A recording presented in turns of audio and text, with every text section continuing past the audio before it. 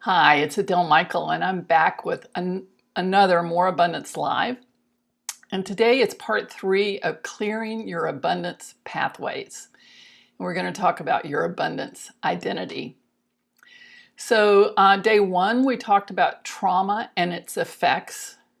And then yesterday, we talked about hidden limiters to your abundance.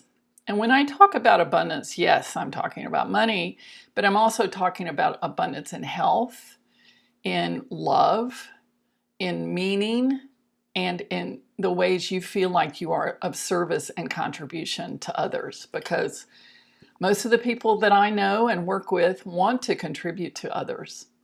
So that's what we're talking about. So I hope that you can see how this is building on each other. If you have an upset that's unresolved, then you have you create some limiters or learn some limiters that inhibit the flow of abundance through your life, through your bank account, and through your experience.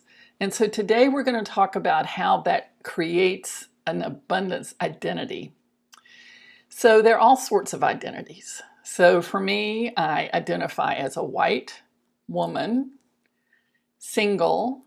I'm a daughter. I'm a sister. I'm an aunt. I'm a friend.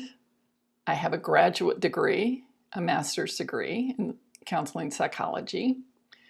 I am a liberal, a moderate liberal, and I am spiritual. So think about how you identify yourself.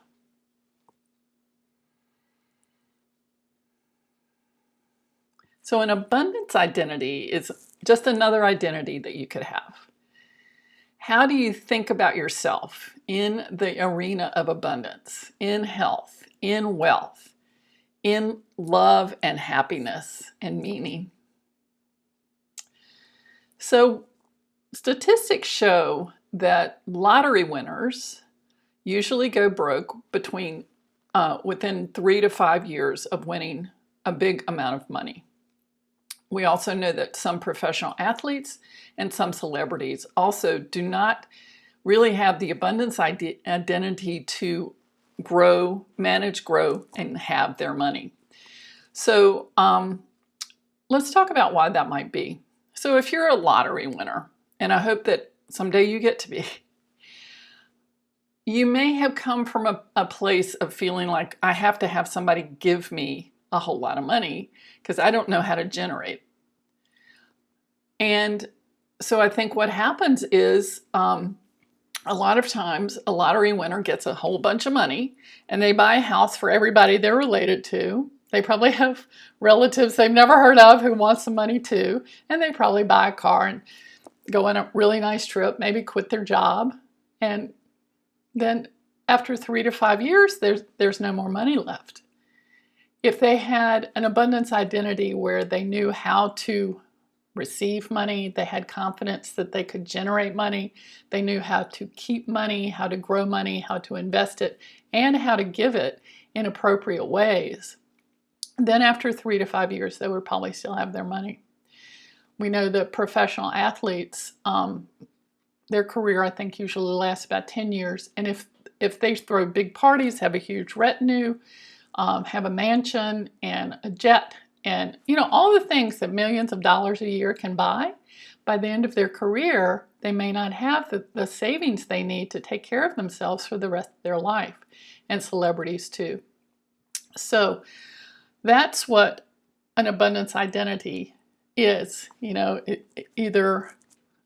are two extremes of I don't really know how to keep my money, make it grow, invest it, and use it for myself and for the good of others, to I do know how to do all that. And we're probably somewhere in between.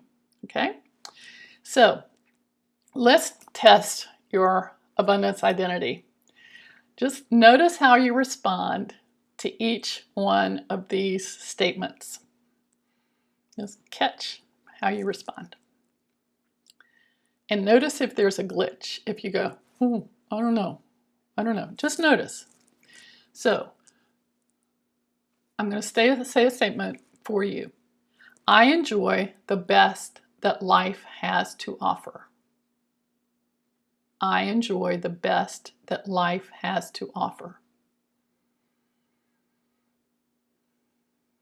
Just notice you can even rate it on a scale of 0 to 10, with 10 being the highest, 0 being, nope, that's not me. Okay. The second statement is, I am confident that all my needs are always met. I am confident that all my needs are always met. Go ahead and rate that from 0 to 10. Where are you on that scale? The third statement, I am connected to the source of love and abundance.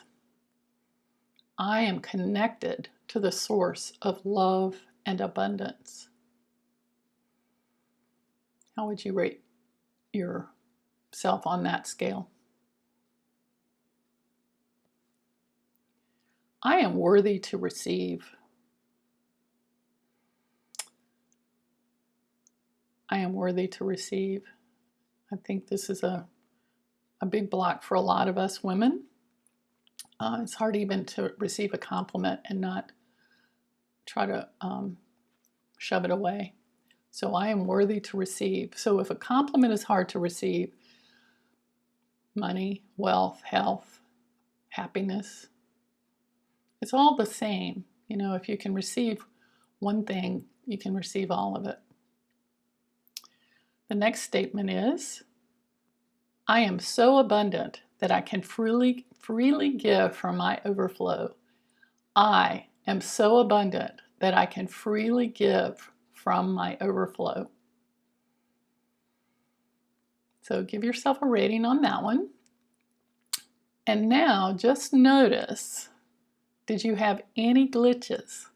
Were there any statements that I made that you went, oh, well, no, not so much? Well, the good news is there's room for an upgrade. And how do you do that? I think for me, it's a 3-step process. You make a choice. And I've done this in my abundance identity work over time. You make a choice. I choose to believe all of those statements. I enjoy the best life has to offer. I am confident my needs are always met. I am connected to the source of love and abundance. I am worthy to receive, and I am so abundant that I can freely give from my overflow. Choose one that maybe you weren't a 10 on. Choose one. Say, I choose to upgrade this part of my abundance identity.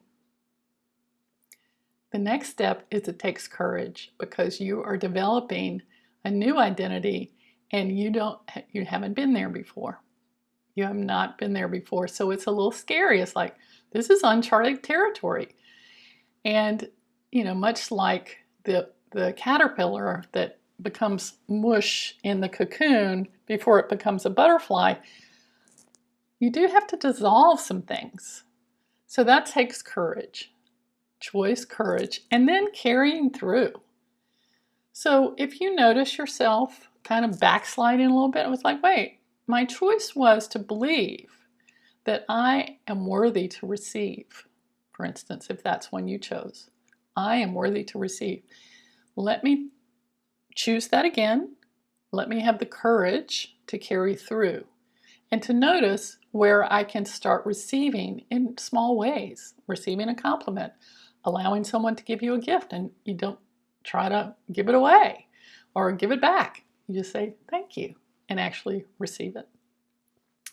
So that's it for today. Tomorrow we're going to talk about how to align your definition of abundance with your values.